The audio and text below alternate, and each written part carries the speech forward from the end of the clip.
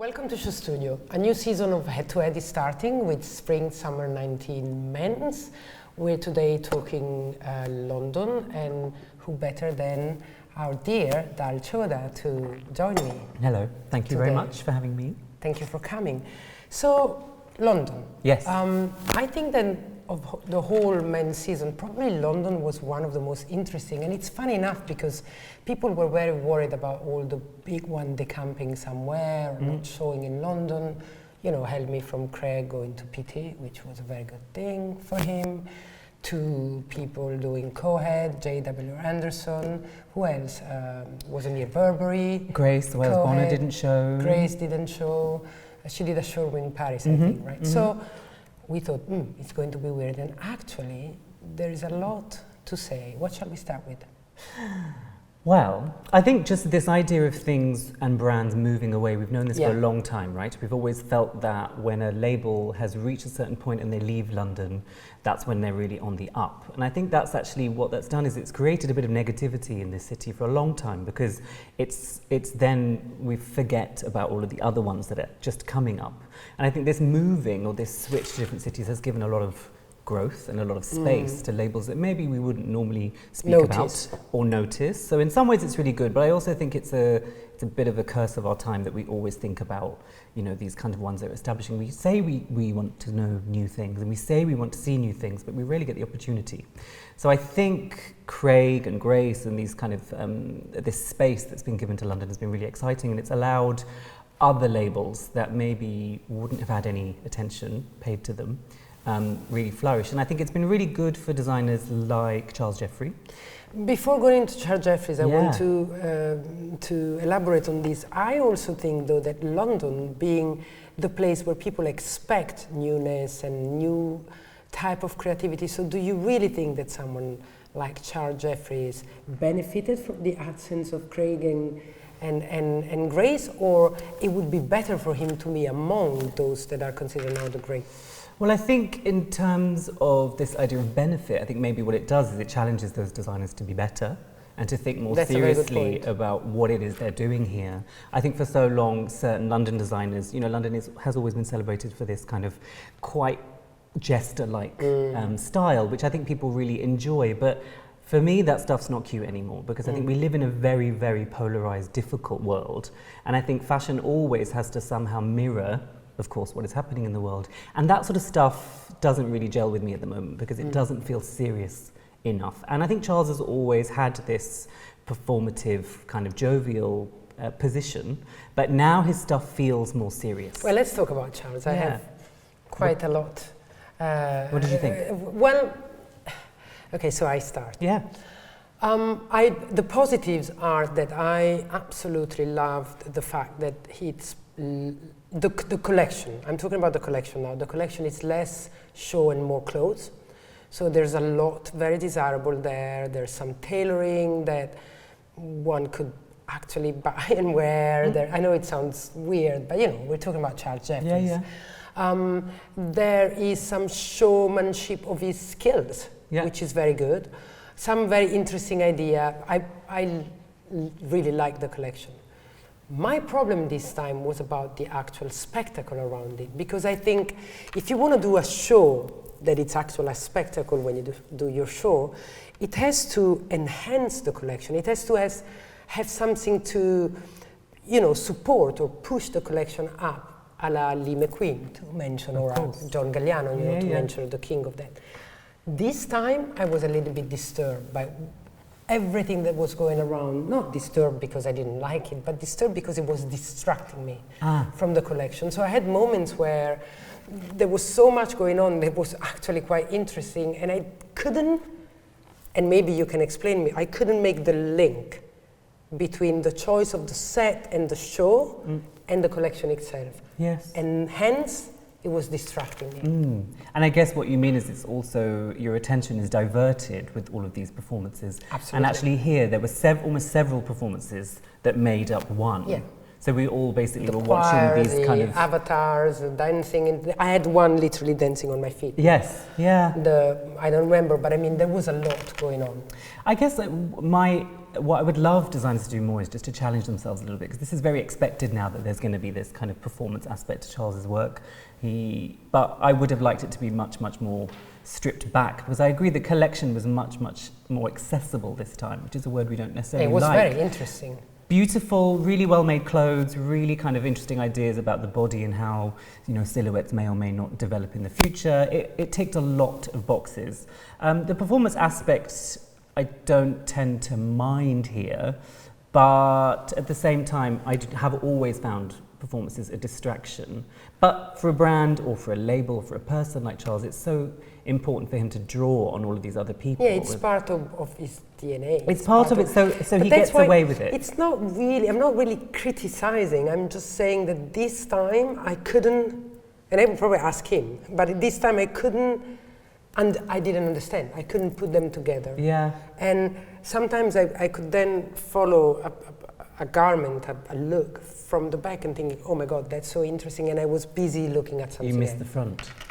Yeah, well, I guess to move on to a cold wall, again, this idea of having performances within shows, I think you have a generation of designers who have grown up watching historical spectacles, your Galliano shows, your McQueen shows, on tiny screens. And I think what's happening is that there's the mimicking of this idea of what performance might be. That's very interesting. And I don't know whether any of them have ever really been to see any of those performances. Have they experienced them in real life? Although, a cold wall, as we know, Samuel Ross is an art director. And I think one thing that came out of this is that it was very art directed in a way that really appealed to my aesthetic. So I really, really, really enjoyed it. Yeah.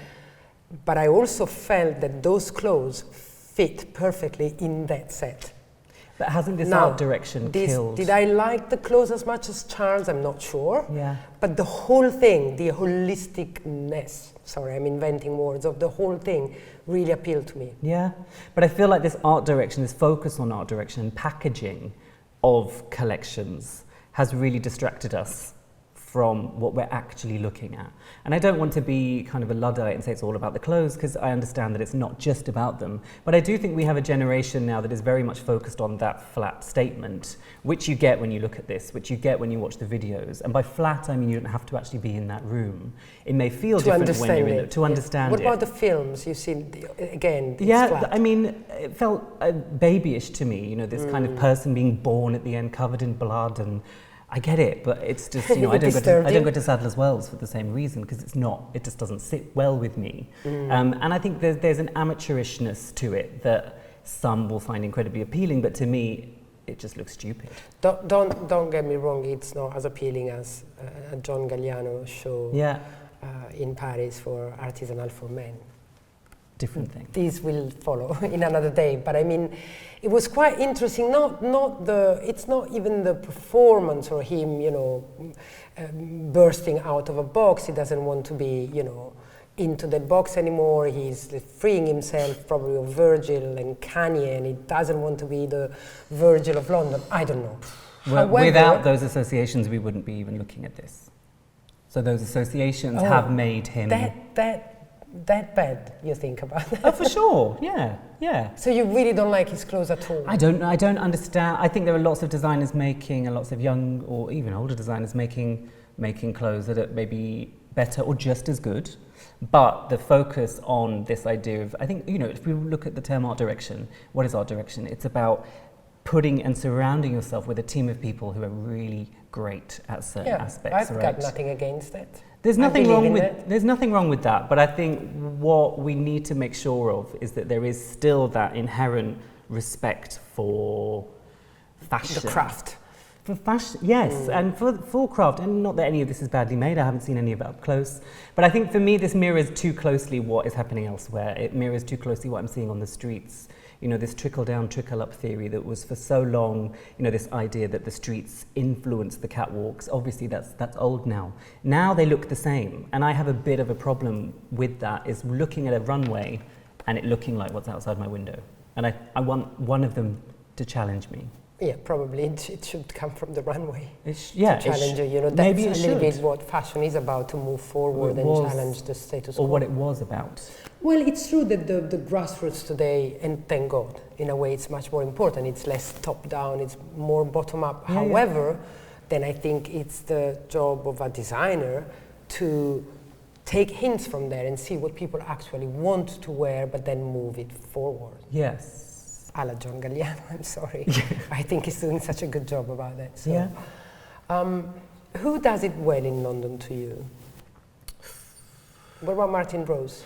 I think Martine Rose is an incredibly exciting designer, and we're very lucky to have her in London. And she, I mean, this show in particular, you know, shown... It was so fresh. Being there was such a pleasure. And it was shown in such a way that really, you know, this is a designer who is proud of where she's from. Yeah. And in such a fraught time of identity politics, where everyone is grabbing onto their identities in lots and lots of different ways, I think to do it in this way, which was incredibly elegant and very quiet in a way, felt fresh and authentic. Incredibly authentic and really modern, but it didn't take over what she is really good at, which is making and designing clothes. So I think that's where you have it. So for me, this is also a performance, isn't it? But it just doesn't have the bells and whistles of the other performances we looked at. So I like the quietness of this performance. Yeah, it is a performance, but with nothing added. I mean, there's no props, there's no set design. I mean, it's a street, and the boys are walking down the street. Yeah, but the props were the people, the residents, the you know, people, the people the who windows, were watching the this kids stuff, playing the people. around and being kept away. Yes. And again, you know, there is this idea that, you know, too many people, a small group of people have been looking at fashion for too long, and now everyone is looking at it. And you saw that also mirrored with Virgil's show at Louis Vuitton. You know, this idea that he invited 1,000 local design students to see the show, and you actually get to experience fashion through kind of different eyes, people who maybe would never have paid any attention to this before. Finally, because with the digital era, fashion belongs to anybody now. I mean, that's one of the successes of Gucci is the number of millennials that now they know about the brand. I mean, did I know about brands when I was 12? Well, we barely had TV at the time, but but I mean, it's fashion. This is, as you said at the beginning, you know, fashion has to be a mirror of society. This is it. Absolutely. I think Martine did it better than anybody else. Absolutely. With no gimmick. Absolutely. And also I really appreciate the fact that her own cultural identity is not shoved in my face. I feel that there's a lot of this happening now, where there's a real packaging of design. It's like, this is where I was from, this is where I'm born, this is what I'm doing. Martine does it without saying it. You know, it's just such a kind of, you understand where she has grown up and what she's looked at by looking at these clothes, I think. Yeah, and I think Martine also said she's not really from Camden, but she wanted to give a gift to Camden because Camden had bad press recently, whatever. So she's from a different part of London, but she has friends there. And it was so joyful the way she literally took over a block, a street, a block, and how, you know, when I got there and I saw these fashion people dressed the way, you know, that we or they dress, and we call them the normal people, which is very bad, but people from there. And I thought, oh, they're going to be saying, who are these people? Or criticizing. Actually, no. Everybody embraced each other and everybody got really, you know, along well together. And there was no feeling or like, oh my God, they look at us like we're, you know, this snobbish. Yeah, it was really lovely. What I think this also shows is also how to use this city in a much better way, because I'm constantly disappointed by London Fashion Week and shows, because they're all so kind of locked in four walls. You go to Paris, you go to Milan, obviously those cities have much more grand architecture and seem to have infinite spaces available to show fashion. And I think the respect for fashion is very different in those places. So to get a huge palatial building open up is easy. That doesn't happen here. So you're stuck in this building. And so that's why I think a Cold Wall, Charles Jeffrey, other designers have a bit of a harder job actually of creating an impact, because they are locked within four kind of grey in London, I know it walls. sounds banal, but there is much more risk of rain. So it's quite brave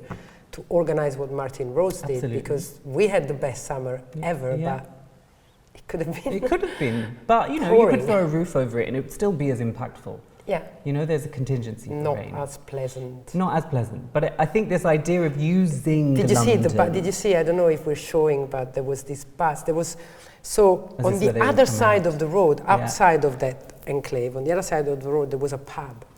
And the model were hair, makeup, they were groomed and dressed in the pub.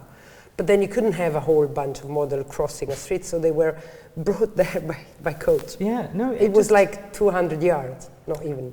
I think if we're really asking questions about what is London right now, what does London mean, what does London fashion, London menswear mean? For me, it's encapsulated in so many of these elements. You know, there's an authenticity here. It's real. The clothes are very comfortable, if you like. Hey, what do you think about the collection? I think it's great because there are loads of bits that I recognise from either seeing it growing up or seeing from Martine or seeing from London, from the UK, growing up in suburban England. You know, there's lots of. I found myself looking at a coat that she did for autumn winter, this kind of old rain mac, which actually just is incredibly. Just on its own, it comes from something that's incredibly naff. It's almost something that your history teacher would have worn. But seeing that and seeing how she's exploded certain volumes of it in shapes and colours, there's something really interesting about recognising where it has come from, but seeing her twist it. And I think there is these subtle twists, and I think that's why I think so many people have so much support for what she's doing, because we see so much of it. It feels very British. It doesn't feels feel very like London. British. It feels British. British, you're right. Yeah, it couldn't And be in a time like anywhere this, else. that feels that I think of Britain looking like this is it's a great statement. Good. What about COTTWEILER? COTTWEILER. Well, there were rumours of COTTWEILER moving to Paris to show their collection. Oh, I didn't hear those. Yes.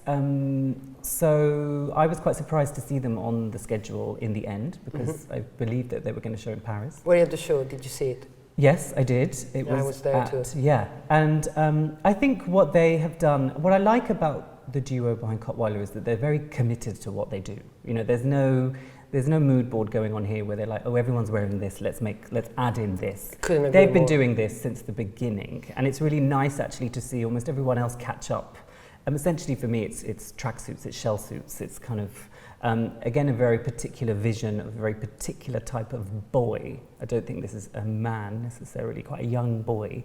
And I think it has, it kind of feels youthful, it kind of ticks boxes in terms of what everyone else is doing. Well, there was this literary take of the sportswear, where sports was actually present in props and clothes that were almost technical. So yeah, I don't know if that was ironical or not, or it was their way of moving away from what's called sportswear. Which is kind of killing, basically. And also another thing that I then saw being taken on in Milan, but again, I will have to talk about this in a different moment, but the sexiness coming back on men, you know, the shorts, the naked torsos, and this showing off of skin that we haven't seen in men very much. And especially not in the classic suit, you know. And, no. And I've seen this in London at COTTWEILER, and then we will see there's a lot of that going on in Milan. But I wonder if it's seen as sexiness. I think that just shows how old we are, because I think this idea of showing skin doesn't necessarily relate to sex anymore. I think because showing skin now is very much a conversation about being free. Oh, I agree. But I thought that this was sexy. Oh, okay. You don't think so? Not really, no, I don't find it sexy at all. I really find a lot of fashion to be quite asexual at the moment, lacking in a pulse. So this for me doesn't really look sexy, but you know, it's such a it's subjective. But I hear what you say, and I agree about the freedom and stuff. But and usually I think sometimes sexiness comes from showing less. You know, it comes from.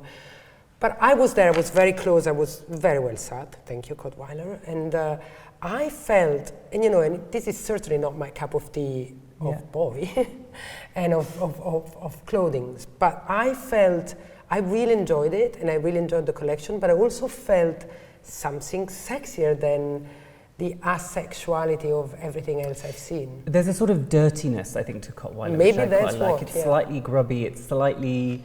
And also they were standing then in front of us, you know, they were...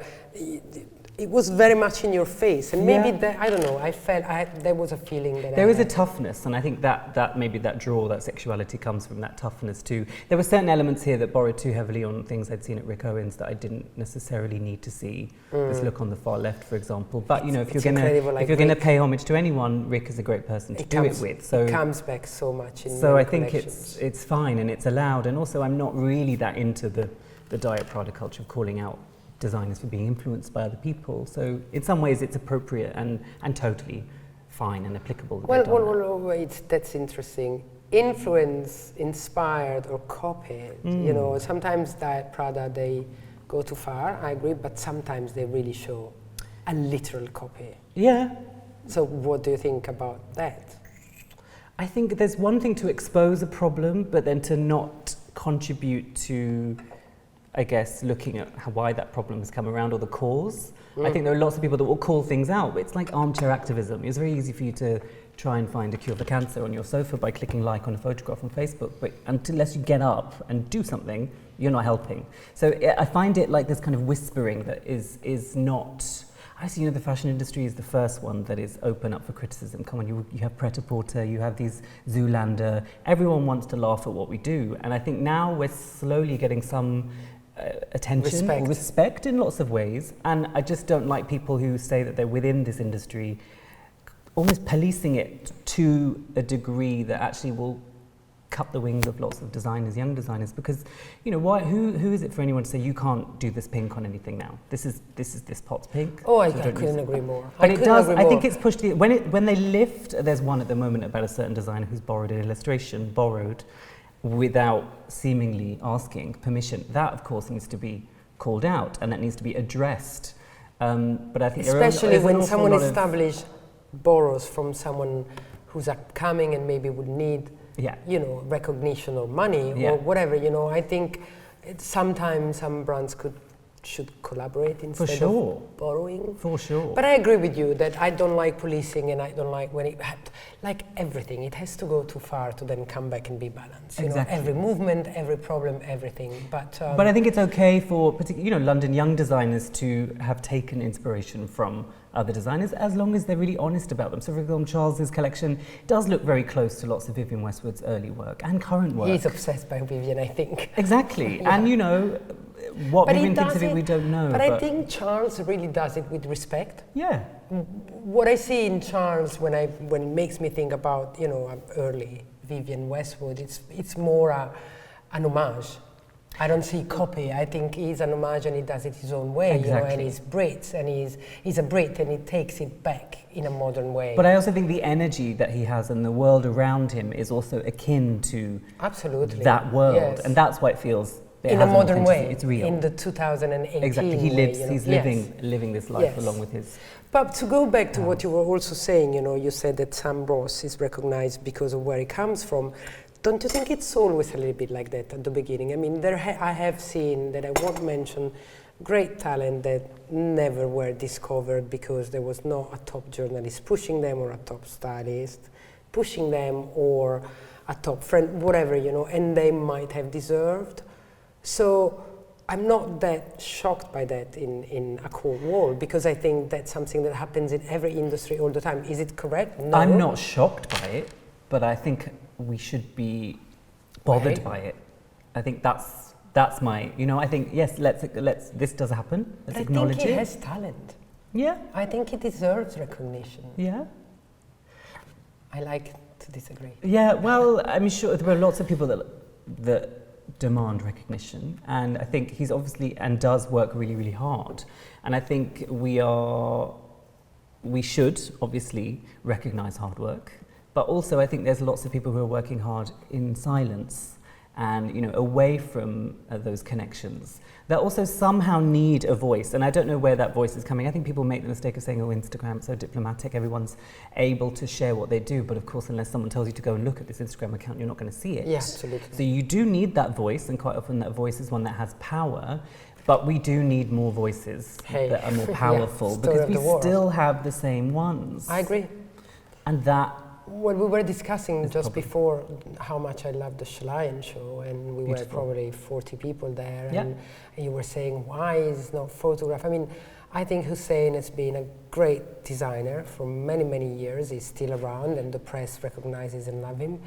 It's not as publicized, or whatever you want to say, as it deserved. This collection was really, really good. Yeah, and everything, you know, the fact that he has Why is there? I don't think a lot of people even know he has a shop in London. I don't think a lot of people know that he even it's quite shows hidden, menswear. the shop, unfortunately. Super hidden.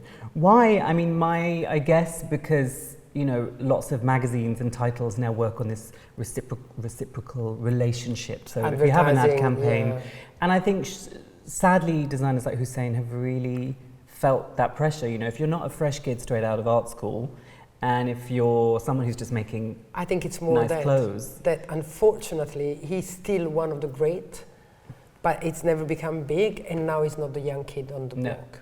I mean, he was around, obviously we know this, but the Galliano, McQueen era, same, but everyone knows those guys more because they took those jobs at those other houses, and Hussein has always been wedded to this idea of more of a fine art practice and fashion, and how do you negotiate the two. And I think that has in some ways meant that lots of people don't necessarily think about him. But that doesn't mean to say I just feel like more people should be championing this. And this is what I mean, is that we are very quick to kind of promote this fresh new person. Yeah, but I think that's why I was adamant of mentioning Hussein, because I think he deserves to be reminded. I mean, we have to, it's our duty, people like you and me that do this job, to remind people that this is a great designer. And you said some people don't even know he does men. Sometimes I even prefer his men's collection. Yeah. Collections, and I came back from this one saying that was great fashion. Yeah, well, that's why we did the special archivist issue on him, because I think Jane Howard felt that too many people knew the performances and the shows and the sculptures, but they didn't know he did a fucking gorgeous dress. And so we wanted to focus on those things, and this is before he did menswear. But now, you know, really focusing in on, you're absolutely right, but there need to be more voices that are speaking up for designers who are working. I think we're still, this idea of focusing on the new is dangerous. It's resulted in what we're seeing now, where you have designers who maybe don't even want to be designers, having collections and having brands and doing all of these things. But on the flip side of this, you know, you've got someone like John Alexander Skelton, who's working in a very small, quite quiet way, in almost an anonymous way outside of this, you know, showing his collections. Last season he did a performance. This season there was just this lookbook that was released online. But this is a slightly different, more cerebral thing. Yeah. But I'm glad that a digital kind of platform like Instagram has allowed people like this to share their work with to a wider audience. You know, it's very much about antique linens, naturally dyed by hand, as you can see here. It's an incredibly, you know, technical, laborious process. Yeah, I remember I saw his lab at Saraband, and he's very keen on working with natural materials. So that's very interesting, because apart from the look of these clothes that I really love, I believe that today, if you're not sustainable, or if you're not doing something good for the planet or for humanity, do we really need clothes anymore? Yeah. Do you disagree? And I think he's going exactly. That video, that's very modern, the way he does this video just the suggestion of the human hand, for me, is why I keep doing what I do. And I think there's too much fashion. There's too much fashion that I'm looking at or being presented that feels cold. You know, it feels very divorced from. And maybe that's why humanity. I don't warm to a cold wall. It's cold, but maybe I warm to that stuff because I don't know whether someone's actually held it and felt it and thought about how that's going to feel on me and my body and my life. Whereas with designers like John Alexander Skelton and ones that are sold at stores like Hostum and Egg and all of these kind of smaller shops, that's why it appeals to me, because just that hand coming in and actually holding something and doing something. In a natural way, with natural dye, with, you know, in the like old Indian tradition of doing that. It's very interesting. My problem is here, does it exist commercially? I mean, it would be horrible to see these people disappear, but when you compete towards big brands that have turnover of 10 billion, well, where do you stand? How can you survive? Well, I think that's about aspiration. It's about what kind of life you want to have. And I think if you're very comfortable in making 10 things and selling 10 things and being able to have a roof over your head and feed yourself, then just do that. Wasn't it Martine Rose who said that? Who was that? Or Grace Wells Bonner said, if I have enough to continue doing my work, that's enough. Exactly. And that's not a very fashionable way of thinking. It certainly goes against the grain of the rest of the world and the way we're encouraged to think about fashion and communication and things like this. But for me, that's the most honest one. So really thinking about what kind of life you want to have. And this is what I say to my students. What kind of life do you want to have when you leave? I don't ask them what they want to be. What kind of life do you want to have? Do you want to be able to go to a gallery on a Tuesday afternoon? Okay, well then don't go and work for a huge conglomerate company because it's not going to happen. But they probably want fame as well. Some do, some don't. But again, I think that's again this idea of the people with the power to promote certain voices over others. We need to be really careful because there are designers, Grace, for example, who showed a beautiful collection in Paris in a showroom, on boys. Very beautiful. Very, but she's also... Or Bianca Saunders, one of my favorites as well. It's quiet, it's not necessarily... It's not shouted, it's whispered, and I like that. Yes, yeah. I guess you now have this kind of post-wave of, I don't know what we'd even call them, but designers who are now really seriously thinking about that, especially in a time of mental health and this exposure to your brain and what it can and cannot cope with.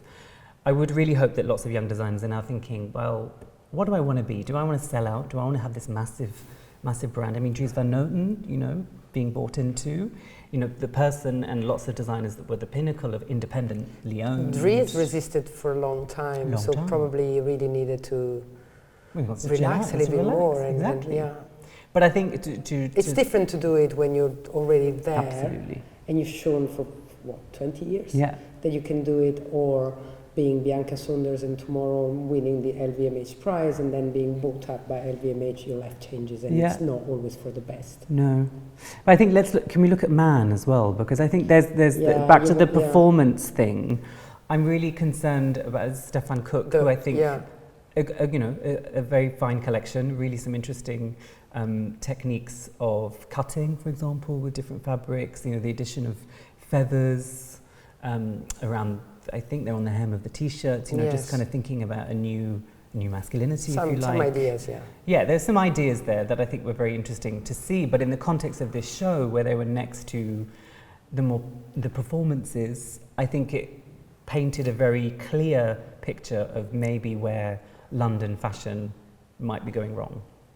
Yeah, this is Rottingdean Bazaar, just for people in case they didn't know that. And Rottingdean, who called local, who called across the UK, they called fancy dress stores and borrowed costumes from them and showed those on the runway. Doesn't make sense for me. I don't understand this.